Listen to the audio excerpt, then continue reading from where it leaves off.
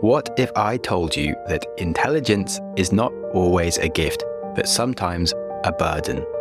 That our minds, no matter how sharp they are, can become prisoners to the ego, which keeps us trapped in an illusion of correctness. Instead of seeking truth, it fights to blind us from the truth, because feeling right is much more enjoyable than wading through the chaos of uncertainty to actually reach true wisdom. Today, we're here to lift this veil on this frustrating tendency for self-deception. Welcome to the Growth Mindset Psychology Show, throwing some science at the self-improvement industry and helping you to build your own personal philosophy of a life well lived. I am Samuel Webster Harris, and I do get a little excited by digging into the strange thinking patterns that bind us and the phenomenon of these lies that serve to blind us from the real truth that is hidden in plain sight right in front of us. The curious thing is that ego is always in the driving seat in our minds. I'm sure you've probably had these moments where you were so convinced that you were right about something, you've got this, then the next moment your plans all fall off a cliff as reality smacks you in the face. The warning signs were all there, yet somehow you didn't read any of them. Well, as we dive into this episode, I will be challenging you to reflect and help you identify where your blind spots may be. And this is going to take some work from yourself as well to think about the potential ideas in your life that you actively might be resisting, perhaps because they challenge things that you already believe in. The question to solve here is, how do we escape our own egos? How do you confront yourself and see past the illusions that hold you back? As you do listen, do try and remember that growth requires that you question everything that you know, even and especially what you know about yourself.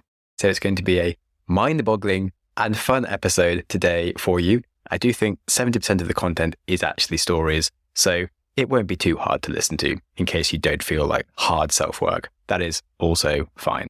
Alrighty, we will be back after the break.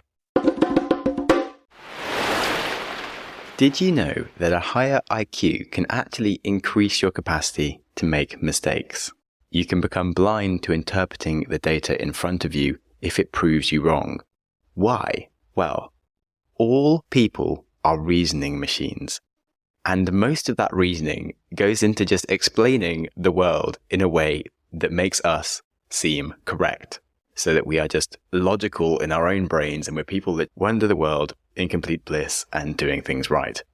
But if you have higher reasoning abilities, that means you can trick yourself more elegantly when the world is trying to tell you that you're wrong.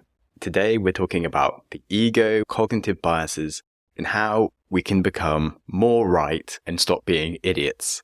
Now, as I was saying, higher intelligence will increase your likelihood in general over life to be correct. But that in turn develops an expectation that you will be correct.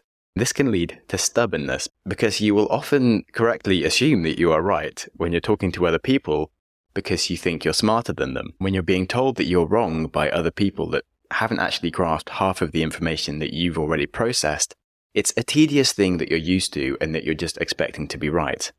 But this greater power to understand things will lead to often greater misunderstandings of things if you let your ego take hold of you, because as soon as the ego gets involved, that's when you need to be worried.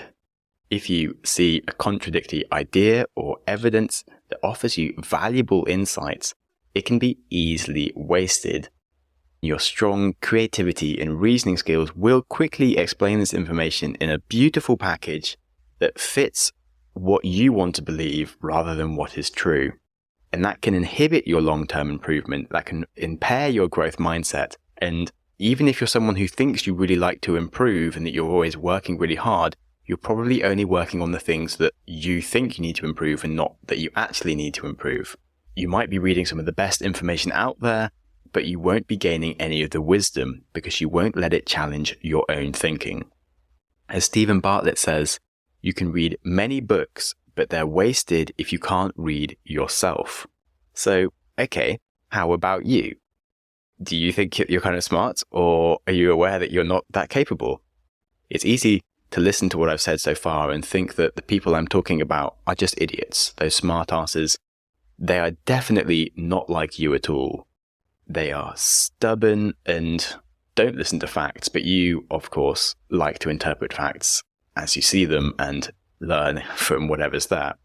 But then what about Edison or Steve Jobs? We revere their stubbornness despite overwhelming common belief against them. And when we think about that, it's easy to attribute our own occasional stubbornness, which perhaps does exist after all, to the currently uncommon knowledge that we're actually a genius because, actually we are really smart. So now let's work out if you are actually a genius. How good are you really at understanding information that's being presented to you? So you listen to me tell you that smart people do not always interpret new information correctly. They'll often explain it to their own advantage. So when I told you that, did that information get interpreted in a way that says, you know what, you are self-aware enough to not make that mistake yourself? You might assume that you're not one of those silly people who ignore or misinterpret new insights, and you might quickly group all of those close-minded individuals as people that you have nothing in common with. So mentally distancing yourself away from these people that you don't want to be like.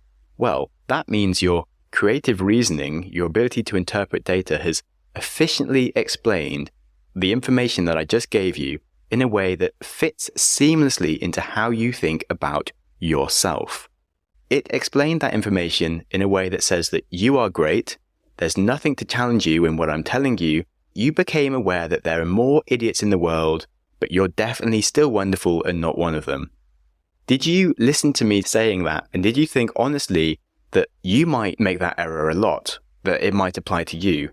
Did you think about some of the times that you were presented with evidence that you ignored and it turned out you were wrong and you should have listened to the evidence? And do you perhaps have 3 examples readily to hand that prove to you that you're often very wrong? And do you use those all the time to remind yourself to be humble? Well, if you did that, you have a lot of wisdom, you have a lot of self-awareness to hear new ideas and conceptualize how they really might apply to you rather than how you want them to apply to you. Your ego doesn't jump in to save you. You're radically open to new ideas and opportunities to learn, and you have a major growth mindset because you're just highly aware that you aren't perfect yet, and you know that you're making dumb mistakes every day because you're a human, and you just see any opportunity that's out there to learn and lean into improvement, even if that means admitting to yourself you're currently flawed. And that is an amazing thing that you just did. And I'm pretty sure most of you didn't just do it because it's really hard. Because we all have an ego and it's very slippery. If you are as wise as you think you are, you would be highly aware of your personal flaws. You wouldn't interpret new information in a way that protects the knowledge that you feel you're a sensible human. Because we all want to be sensible humans. We'd actually be seeking the opportunities that are out there to be wrong, and we'd get excited by any time we think we might be wrong. We'd encourage to hang out with people that prove to us we're wrong all the time. And wise people always love to learn, even if it means that they're currently wrong right now. An unconscious bias is a slippery beast because it is unconscious. That means you can't think about it or see it as it happens.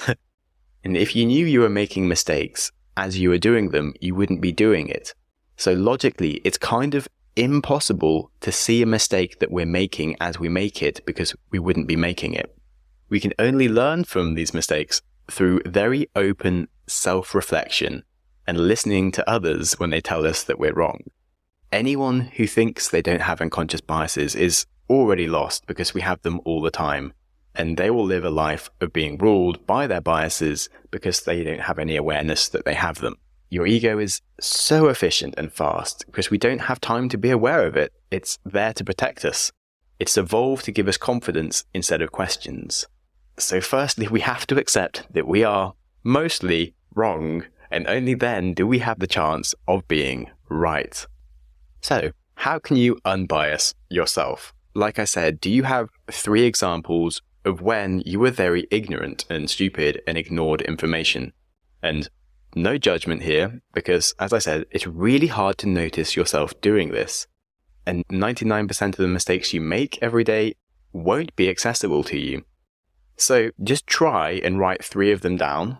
And if you're struggling, ask a friend and they'll probably give you 10 straight away. That's life. You can probably do it for your friends. Once you've done that, feel free to add them in some comments or send me an email, and I would love to read them because that will help you remember them. Another option would be to tell the world, put them on LinkedIn or a tweet or an Instagram post, because everyone loves hearing an honest tale of your failures and mistakes, and it might be one of the best posts you ever write. Okay, now as I've just said that as a piece of advice to you, I couldn't say that without then doing it myself. I am a human. I, of course, make mistakes all the time. I'm going to show you some of the big ones I've made across my adult life from when I was 20, just starting my first business, to last year. I'm not going to be listing mistakes every year. I'm just going to give you 3, like I said. So my first mistake was being a very unscientific scientist. This was in 2012 in the final year of my degree and the second year of running my first business. This mistake really changed how I think about the world, my life, and everything. I was writing my mini thesis, and I felt like I'd weighed up all the evidence on both sides of this scientific argument. It was the impact of soya and phytoestrogens on bone health. And I delivered my review, and the fact that people in Asia had been eating soya since forever without the men turning into women or any real bad impacts kind of made me look down on the anti-soy arguments. Also, I was specifically looking into the impact on post-menopausal women with osteoporosis, which is something that directly affects my mother. So I was slightly more threatened by anyone making up scientific claims that might reduce her health or weren't true. So I really overworked in this area, and it interested me for some reason, and I was super proud of my submission. And also, I knew that I was right with what I'd stated. But my professor marked me down, and I didn't get a first, which I really thought I deserved on this because I had been biased. I had quickly worked out what I wanted to prove, and I then stopped listening to the data in a really open way. The idea that my bias had then led me to quickly draw conclusions that could have harmed my mother was really shocking. As a child, I had science scholarships, and I'd been understanding stuff from teachers before they'd even finished explaining, and I have a high IQ, and I was running a successful business at the same time as doing a degree. It just led me to realize that it's really easy to get carried away if you have a hunch, and your high IQ means absolutely nothing if you don't know how to apply it. The amazing power of your brain can be completely wasted if you just mess up the first step, and if you don't let it work on the things it actually needs to work on understanding. Having that experience also helped me understand how much content out there is actually just people proving their own point rather than seeking the answer. This is from scientific literature, published papers, to social media and the news. So many people don't even realize they have an agenda. I learned to question the things that I create and think about why. I also understood how important it is to question what I read and watch or listen to, whilst also asking why it was created in the first place and what the creator was trying to achieve when they did it, and if there was any agenda or hidden agenda in doing it. Because I can't even recognize my own mistakes, so I can hardly expect others to recognize theirs. I certainly shouldn't let myself become opinionated by reading or listening or watching biased opinions of others, as well as the fact as learning that I am an idiot. Okay, that was my first big mistake. And now on to my second mistake. This was 2016-17, where I was a very unbalanced balancer. What do I mean by that? Well, I've always been focused on being fair. It might be my love of physics and the conservation of energy and inputs and outputs where everything can be balanced in an equal way because there is always conservation of energy. Perhaps also the fact that I'm a Libra maybe means something because Libras are supposed to be equal and fair and balanced stuff. Because of this, I was always good with money. I always knew how much I needed to have to be able to do the things that I wanted to do. And it became pretty easy for me to balance what I needed to do to have the money that I wanted to do the things that I want. That also led to me often lending money to friends because I always had money. And I ended up developing a habit of tracking things that people owed me. And this was before Splitwise existed. And so when I went traveling for a year with a friend across Asia, I may have been a little over the top on tracking everything from my side and always knowing what he owed me. We were often relying on each other for different things, like a beer here, a bus there, a hostel, a camel ride, breakfast, etc. And he was quite relaxed. He was happy to do things for me without really tracking them and having it all work out. And I was not used to swapping money with people without it adding up. And he kept track of the big things, sure, but he didn't have the time to look at smaller stuff. I kind of became annoyed at all the things that he didn't pay me back for without really being aware of the things that he might have been doing.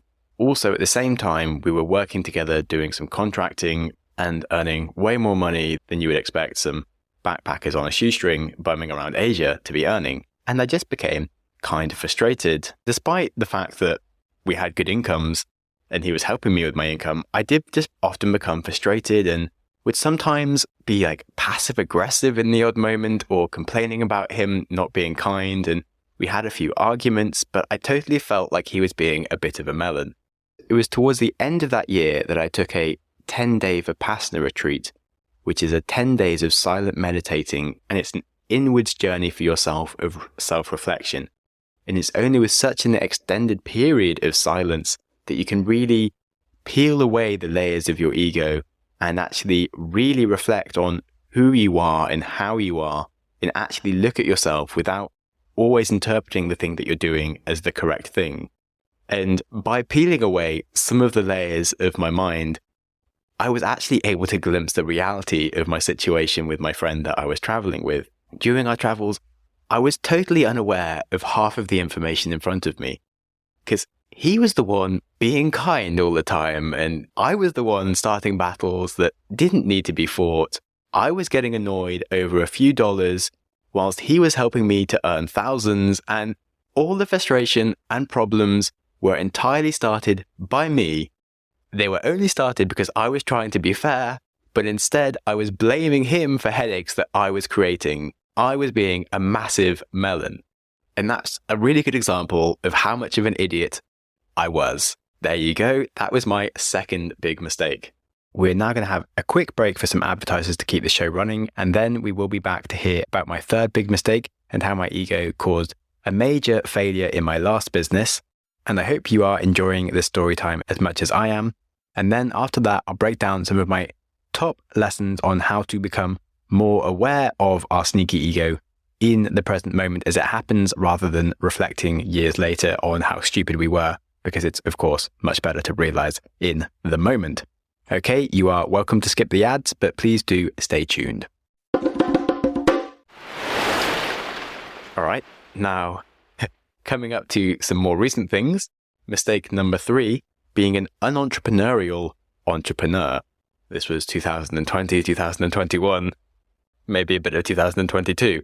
A fallacy that many entrepreneurs dive straight into is falling in love with their solution rather than the actual problem. And my last business was started as an idea for a problem that I thought I had, connecting with others over podcasts. I spend so much time listening to podcasts, learning alone, and with my growth mindset, of course, I just love learning from other people and seeing what they're listening to as well and how they're interpreting what they're doing. And I wished others could share their learnings with me and that I could share my learnings with others.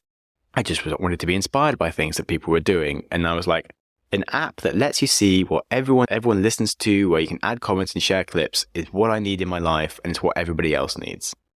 And it was COVID lockdown and a perfect solution to connecting remotely with people without using the comparative social media. You can just geek out with your mates. And I got convinced even further by Techstars backing me, which gave us validation from a respected business accelerator and money. And I was attracted to the dream of running a scalable tech business. Now, what I missed was the fact that there were some similar solutions already out there that weren't interesting to me. Possibly because none of my friends were on them, I reasoned that it must be that I needed to create a better solution that would have enough people on it for it to work. even though I'd never felt the urge to invite any of my friends to join those other apps, I was also in a WhatsApp group for sharing great podcasts with other people, and the members there weren't interested in using the idea of my app. But I still thought it should be done.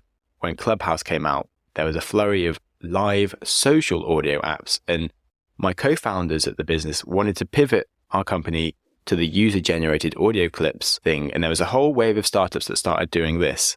And it was easy for me, who didn't like this idea, to see that my co-founders didn't want to use those other apps that are exactly like our potential new idea. And I could see that easily because I didn't like the idea from the start. Yet I wasn't seeing the same problem I had with myself for my idea, because I was just convinced that at scale, it would make lots of sense and that an ecosystem could exist that would be better for the listener and the podcaster. A part of me is still kind of right, which makes it even harder. But the fact that customers just didn't want to join it, this fact was staring me in the face from day one of the idea, and real user feedback and poor retention continued to be a problem that we ignored as we grew. It took another Vipassana retreat and possibly also some LSD to actually get my head out of my ass, or just out of everything, to see that the solution that I was working on was a solution that I wanted and wasn't solving the real problem. And it wasn't what the market needed. I realized that the tech founder dream that I really wanted also wasn't necessarily what I wanted. By spending so much time around people, it was an opinion that had been given to me by society and all the bloody podcasts that I listened to, and watching the reality of so many of my friends and peers having a really horrible, stressful life, being a tech founder wasn't so appealing. And that also helped me realize what I was doing was maybe just making me unhappy rather than solving any problems for anyone. I've been a pretty successful guy up to now, doing my own thing, having the freedom that I've relished to just have adventures when I feel like it, and the responsibility of having millions of pounds from investors and lots of employees, and having to show up regularly on schedule and do lots of work all the time might not actually be the thing that I really wanted to do at the moment. I'm sure it could be part of my future, certainly for a cause that I believe in and love, but it helped me realize that what I was doing was being in love with my problem and not really being aware of the data in front of me. So eventually, yes, we pivoted that business and redefined my role so they both became things that could make sense. But if I had been more humble from the start and more in love with the real problem that I was solving instead of the solution that I wanted to use to solve it, things could have gone very differently. So those are my 3 big mistakes, and yeah, pretty massive for someone who's supposed to know what they're doing with their life and runs a podcast around how to be more aware of what you're doing and doing it better. But that's life, and why ego is such an important thing to realize that we have. And so I'd love to give some more tips on how to become an ego detective, because our ego is forever falling into traps. The world is basically a giant infestation of ego traps, and it's only getting worse with social media and all these other tools we have. Now, I like to pride myself on not making mistakes twice. Although I might not make the same specific mistake, it does appear that the wider mistake of falling foul of my ego has been the real mistake that I just keep on making time and time again. And it took some really hard moments of awareness to notice those mistakes, to rewire my brain, to stop interpreting myself as doing the right thing and actually be like, hey Sam, you're an idiot. This isn't right. You need to do something different and actually grow. And the ego is so deceptive that the reality of our errors can hide out of sight our whole lives. It took going on 10-day silent meditation retreats or using LSD, which are very powerful tools to help you lose your ego, for me to actually become aware. And honestly, although they are so good, most people aren't going to try them. The world would be a much better place if they did, but that's just the facts of life. So, what else can you do besides some massive things like that? Well, step 1, as I've already mentioned, try writing down 3 big errors that you have made and try to keep hold of them and remember them to remind you when you're doing things that you can mess up. And this is one of those things that once you realize how self-deception happens and you stop taking yourself so seriously, you can start to appreciate the extent to which it occurs, because it's like spotting ants. after you find one or two, suddenly you'll realize there's an entire nest of them and they're everywhere. So you can start easy, like those times where you say you'll watch one episode on Netflix and you'll say it with a sense of purpose. You've got stuff to do, you're organized, you're going to give yourself a little treat. But actually, if you look back at the entire data of your life, you'll always end up watching 3 and going to bed too late. Small things like that you do, and try and find some things that really do humble you and bring you back down and take the edges off your ego. And then what other things? So there are some nurturing strategies to help you. So like journaling, meditation, reflective time such as exercise or just menial activities where you can just think. Those are really good. There's a reason they're spoken about so much on podcasts and YouTube by the self-improvement community, because it covers the bases by just helping you see the data in front of you so that you have better chance of actually interpreting it. But the depth to which these strategies can go will be limited, of course, by your own awareness. So you might be listing things that you're doing and, of course, thinking that you're doing them correctly or wondering why they aren't working, as opposed to seeing the reality, which is a problem. Try and go further by listing all the assumptions that you're making when you're doing activities and try to explore the opposite ideas of those assumptions. Now, that sounds very easy to do, but actually it's very hard. And you really have to write this down, or even better, practice it with a coach or a therapist or whatever you choose. Personally, therapy for me is a very good option to get that kick started, and just having someone question why you think what you're doing is correct and letting you see the other side of your ego, the other side of your assumptions and your self-deception to become more aware. And then finally, the other strategy is hanging out with people that you feel are very highly aware of their egos. Because when you realize that they are way happier and calmer than you might start nurturing some healthy aspirations. You are the result of the 5 people that you hang around. If you are aware of some of your friends in your circles that are really good at this, make a point to hang out with them more. And maybe you'll start to develop an ego around having no ego, because it's something good to aspire to. And that is it. Everything I had to tell to you today. It's a really hard concept to wrap your head around, but it's so powerful and one of the biggest things that I think anyone should learn if you're ever going to reach those later stages of maturity and awareness and wisdom. So thank you for listening. If you think this would be relevant for anyone that you know, do please send it to them, and please give me a good rating so that my mum will let me carry on not having a real job, because I quite like not having a real job at the moment and doing my thing. And remember that if you want to enjoy your life, that does start with enjoying today. So be kind to yourself, and whilst you're at it, be kind to someone else. Thanks for listening.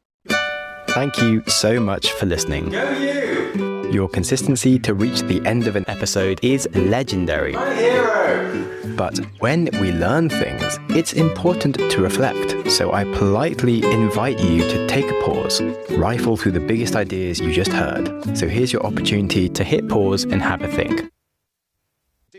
Okay, did you wrestle with some insights? Information doesn't stick when we race from one podcast to the next without using our brain to play with the knowledge. So here's another go at a pause. Alrighty, I'll let you off to continue with your life now. If you have any ideas or feedback for the show, I'm always interested to hear from you. You're the best! And other than that, please stay curious. Curious. Quote. Smiling for no reason.